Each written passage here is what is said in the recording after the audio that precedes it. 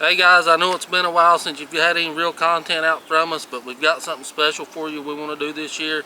We've been working hard to get it done. I've been away for a while, but what we're going to do, we're going to start a series, and this spring is going to be basically growing your own bees without buying anything. Loss of bees is why most beekeepers get out of the hobby or the craft of beekeeping. And what we've done is we've cleaned out this bee yard. We had around 30 colonies here, and we're going to show you, we're going to bring you along, we're going to tell you how to take these 2 colonies here and build them up to 32 colonies, hopefully 32, without buying anything except bee boxes and equipment, without buying any bees. This is basically going to be a full season of this yard and us growing this yard. That'll be the primary content of our videos coming on, and it starts right now. Okay guys, so say you're a new beekeeper and you've got 2 colonies and you want to turn them into 4, 8, 12, whatever number you want to get to. That's what our goal is to teach you how to do that with these 2 colonies, and it's not hard to do. But it starts now, and the main thing you want to do is you want to make sure these colonies are ready. You got to get them through the winter in the first place, and we've got videos on how to do that. But proper spring management is crucial. That's when most of your bees are going to starve to death. So we need to be in here checking these bees. It's about the 4th or 5th day of February, and it's daytime temperature right now, 61 degrees. It's a perfect opportunity to get in these bees. The maple blooms only, the red maple blooms only about maybe a week or 2 out, and that's going to be really a big kickstarter of these colonies. But unfortunately, if it turns cold again and they don't have the resources and they've started rearing that brood, they're going to starve to death. These colonies are light, but we've got some measures in place that we've been taking along the way to keep these colonies going, and we're going to show you that right now. This colony is in a deep and a medium configuration. We typically don't like overwintering in that way. That's the way we did it this year, and I'm not so sure I like it. But as you can see, we've got some bees in this box. They're looking healthy. Frames of bees.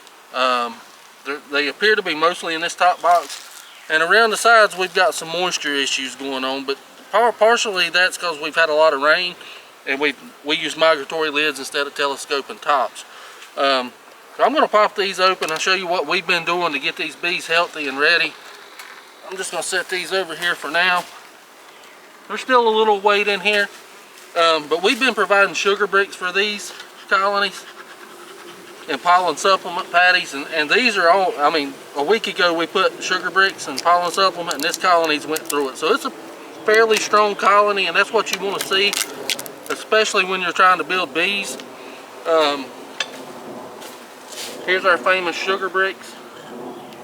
Nothing to it. I'm going to put one here because I don't know where most of the brood's at. I'm thinking it's going to be right here, and I'm going to look and see, since it is warm enough to take a frame or 2 out and catch a peek. I see some bees with some pollen on their legs.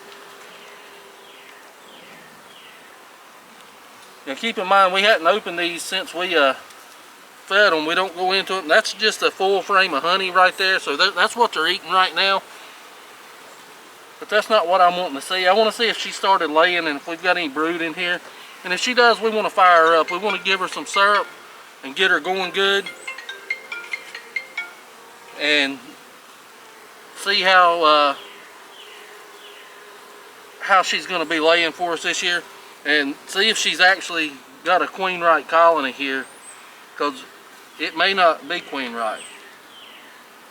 Still no brood on this frame, still stores, which is, I'm happy to see, but they're going to burn through this as soon as she starts raising brood, and that's why it's so crucial to have that extra feed on these colonies.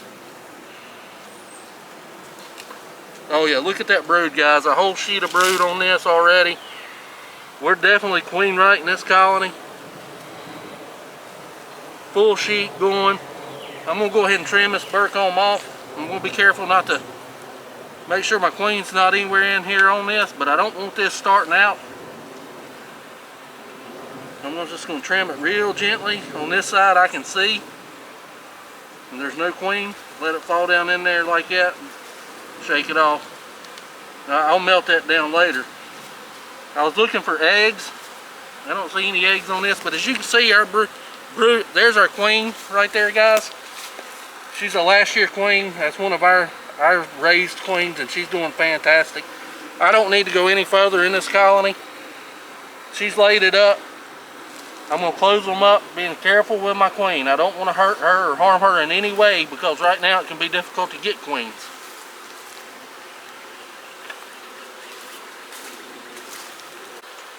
Okay, so we've determined this colony's queen right. Alright, they're spread in between the boxes. Half the bees is here, half the bees is up top. Okay, if the queen goes down here for some reason and leaves this behind, the predominant of the bees is going to stay with that brood to keep it warm. So what I like to do is I like to put a feeder rim on here, a sugar block in between. I will take this box here. I'm not ready to reverse these boxes at this point yet. We got some more burr comb we're going to have to take care of. That's the problem you run into with these feeder rims, is burr comb, but it's okay. I'm just going to smoke the bees off of it a little bit. Run them back up into the box. And then I'm going to scrape off the excess. We'll pick that up, we'll use it, we'll melt it down later. I don't want to be in these colonies too long, but it is warm enough to get in them and kind of see what's going on. So that makes me happy. I do want to check and see if there's any eggs in any of these. And there's larvae in these, guys, so not just eggs, there's larvae. So she's doing a fantastic job of building this colony up. But if it turns off cold and she started raising this amount of brood, there's no stores in this bottom box, and all the stores are in this top box, and that's just nowhere near enough to get this colony by. It won't do it, they'll starve. So we've got that feeder rim set in place with a sugar brick in between the cluster. Most of the bees up here where the brood rearing's going. I'm going to take another feeder rim and I'm going to put it right on top here. I'm going to smoke my bees down again. Clear out another spot. Because guys, when it gets cold in the 30s or below for several days at a time, that cluster really can't move around. And they're not going to come off of this brood to go eat. It's just not going to happen. So we're going to put a sugar brick on here just like that, and then we're going to close this colony up. I've seen everything I need to see. We went through the winter good. We've got bees coming into the spring, and we're going to take this colony and we're going to manipulate it in a way that it's super strong. We want it to be as strong as we can get it, as soon as we can get it, because we want to make bees off of it. And we're also going to take, it's warm enough now, in my opinion, we're going to feed some, it's thicker syrup. It's not 1 to 1, but it's not 2 to 2 either, but it's thicker, and we're going to put that to them and see how fast they can take this down. Hopefully it won't take them long to, I must have this one upside down. Sometimes they don't work good, but yeah, there it went. And we're going to let these bees eat. And we're going to let them eat all they want to. We're going to feed them as much as they'll take. When you do that, you got to be mindful of swarming, but we want that. We want those conditions for the swarm cells. We can split with swarm cells, and if they're ready to make swarm cells, they're ready to make queens for us. And we're going to take this video and series and we're going to show you how to make queens, how we split our boxes, how we manipulate our boxes to take these two and make them 32. Now we're going to get into this one. See what it looks like. There's not as much activity at the front of this one as the others, but that's okay. It may be a little smaller. Let's just pop this lid and see if we got any bees in it. Okay, there's a few bees up top, nothing spectacular. So I'm going to pop it open, see what we got down below. This box is light, no real stores in it, no benefit to the colony, in my opinion. But I'm not going to take it off yet, because I'm going to use this box later when I begin making my queens. As you can see here, this is a better picture. This colony is blowing through it. They probably started brood rearing a little bit sooner than this other colony has. Maybe this one hadn't started as much. But if you look, we still got plenty of sugar and pollen supplement on these bees, and they're consuming it. Now, I do need to get in here and see that they're queen right. So I'm just going to give them a little smoke, get them off the way a little bit. I'm not digging way down into the boxes. I don't expect there to be many bees in the bottom box. I'm going to move these sugar blocks out of the way a little bit. And these sugar blocks, it's just dried sugar, nothing spectacular. But it will get a colony through the winter.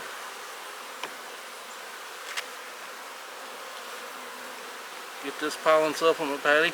There's a few high beetle larvae in here, but that's okay. Don't worry about that. Not at this point. We're going to move these over. And I don't generally recommend pulling a frame from the center. I recommend going from the outside in, but today we're gonna pull, try to get all the granulated sugar out as far as you can. That bee's trying to get me. As far as you can, because dry sugar falling down in a cell will kill the larva that's inside the cell. Powdered sugar will do the same thing.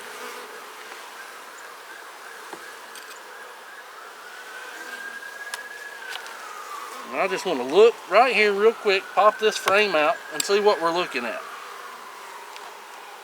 And later in the video series, we'll show you how to manipulate the bees down, up, wherever you want them to start, you know, doing your splits or whatever you're wanting to do. No real issue with that. Okay, I'm looking at this. They've got a lot of pollen. I don't know, it looks fresh, it's wet, but it could be left over from last year. I want to get that sugar out of there.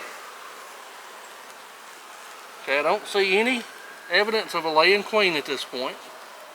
So I'm going to set this frame down here. Being gentle with it so it don't fall over and we don't lose nothing.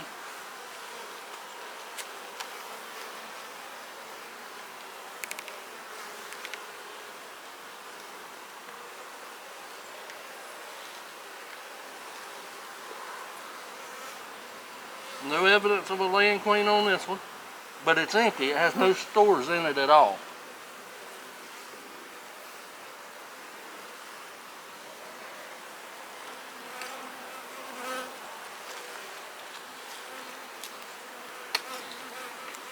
And keep in mind, guys, if she has no resources to lay, she can't lay. I mean, she can lay, but it's not, they're not going to be able to do anything with it. So that's why we're out here today, seeing what we got. That sugar piece dropped. If it drops below, it's okay. You just don't want it falling into the cells. Okay, still nothing on this frame. No evidence. Wait a minute. Nope, we have eggs and larvae. Sorry, I couldn't see it. So we do have a laying queen. They are bringing in pollen. And we actually have a queen cell right there, I believe. It has a larva in it. Right there, guys. Now, I don't want this colony swarming at this point. I'm going to kill that cell. They're a little ahead of themselves on that, a little ahead of the game. They've got plenty of space, but that's a good indication that they think they need more room, or they're trying to replace this queen. So maybe she started late. Let's look on down. You can have a swarm cell on the side of a frame also. It's not always just on the bottom, but it may be a supersedure cell too. So let's see what we got going on this frame here.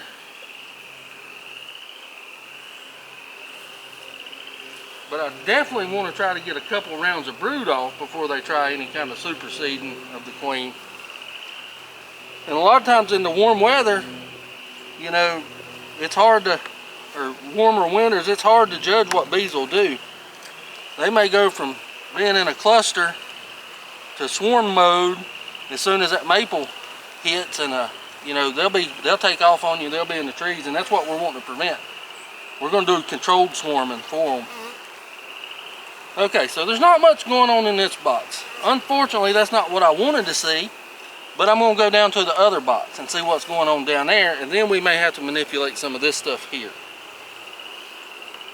They're actually surprisingly gentle today with all that's going on. I mean, it's been raining for a month, and it's a good day for them to get out and fly.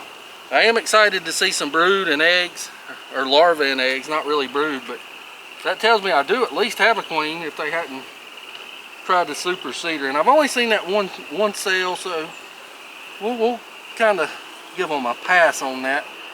And by killing it, that'll let me, if they start another one, I'll have an idea what we need to do with that. But I don't think that they're trying to supersede her at this point. This box is light as well. I'm going to set it over here just out of the way for the minute. I'm going to look down in here. See, there's plenty of bees in this box, but that doesn't tell me everything I need to know. Just because you got bees, it don't mean that they're doing what you need them to be doing. Get some of this out of the way. You know, I've seen boxes full of bees that were queenless, and you absolutely have to know that you got a queen if you're trying to make bees off of this box. And if we don't, what we'll do is we'll show you how to do it from this box, and we'll just put a queen cell in here, and we'll keep going with the series. And because your bee yard's going to throw you curves just like ours do. If I can get these cold frames out, they don't want to cooperate today. The colder it is, the less they want to come out.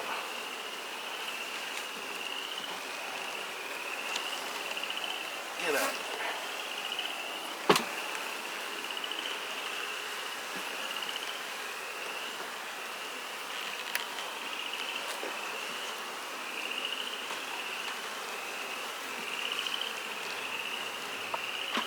And there it comes. Not much activity on this frame at all.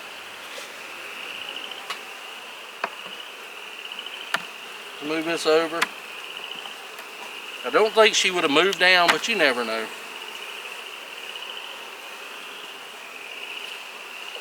No, there's nothing really going on down here. Maybe they're using it for stores. Like I said, they are bringing in some pollen.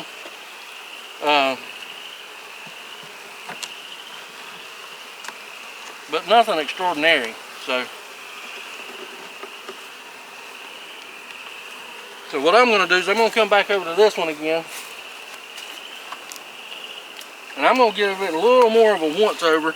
I'd like to see some cat brood since that other colony's having cat brood, but like I said, it's not a guarantee that they're going to have it. So I'm just going to move this out of the way a little bit. I'm going to start on this side of the box and see what we got.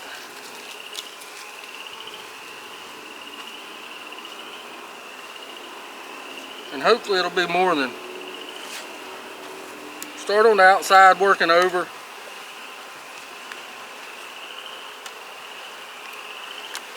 We'll see what we got going on. That's just an old piece of nasty looking foundation. Let's see what we got on this side.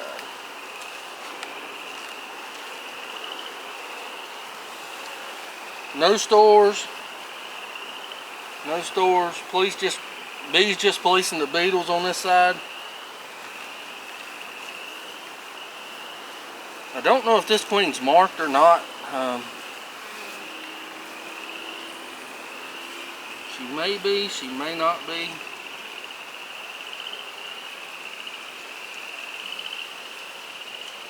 They don't act queenless. And I definitely saw the, the larva and the eggs, so I don't think it's going to be an issue. But we won't know for a week or so. And we're gonna kickstart these with some sugar syrup instead of that dry feed also, and see what we can get going with these. I'm looking for the queen right now. I just want to see if I can see her. See what kind of condition she looks like. What she looks like.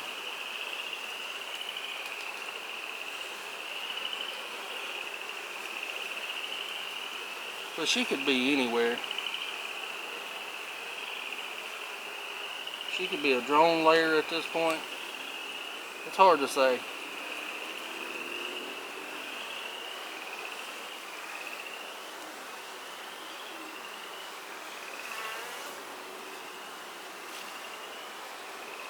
Don't see her there.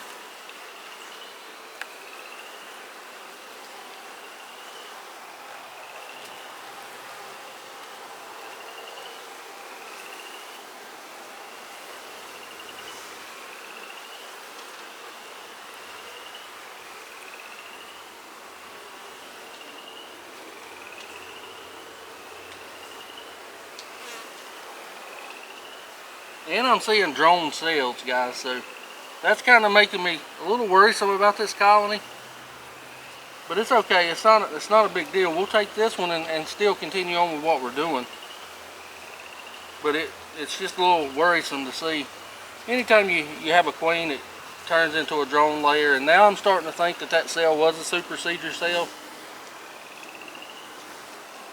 Or that maybe this colony went queenless at some point. I'm going to keep feeding them and see what they do. I'm not going to keep them open much longer. And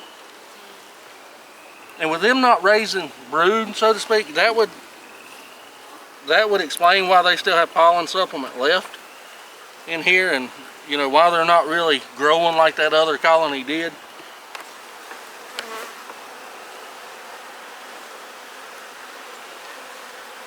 But we're also not going to let these bees starve, because we can always use the bee power if it doesn't become a laying worker situation. And we'll delve into that later on in the series. But right now we know we got 2 live colonies. One may be a drone laying queen, which is what I think it is. Not 100% sure, but that's what it looks like. Or they're queenless and they'll turn into a laying worker colony, which I don't want. But at this point I have no way to stop that for the most part. So I'm going to put this sugar back on, because I don't want them starving. And I don't know why she'd be wanting to raise drones at this point. So we're going to close this one up. She could have been in this box that had a few bees in it. I doubt it. Not. I don't think so.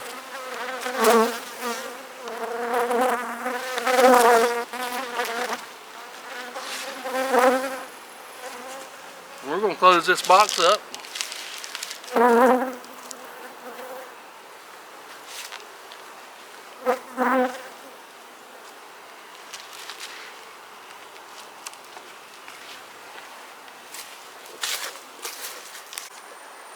Okay guys, and like I said, I'm going to feed these. It's not the ideal placement to feed these. You want this sugar syrup closest to the brood nest as you can get it, but I'm not going to waste a lot of time manipulating all these boxes. When I saw a supersedure cell and I saw some drone brood in there this time of year, it's to be honest, this colony is probably not going to make it, and we've got one colony that will. That's typical of what hobby beekeepers are going to see, and even commercial beekeepers and sideliners. So bees are always going to throw you a curveball, and knowing how to rebound from those curveballs is the only way to be self-sustainable in beekeeping. If you can take this colony and make additional colonies out of it, you're not buying bees. And if you're not buying bees every year, you'll probably stay in the hobby and you'll be sustainable and successful. There's nothing we could do about this colony here. I mean, it went through the winter, it lost its queen somehow, or she just wasn't cutting it anymore, and they're trying to replace her, or she become a drone layer. That happens.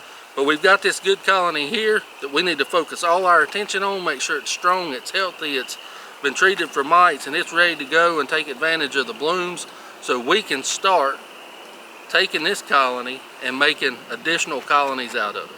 So that's our series today. We want you to know that we're going to take you along for the full ride, everything we do in this yard.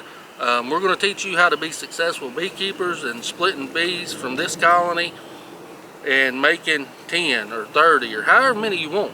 It's easier to do with 2, but sometimes life throws you a curveball and you got to do it with 1. So that's exactly what we're going to do. We're going to bring you along. We're going to teach you how we do it, and we hope you overwintered well. Thanks for watching, and happy beekeeping.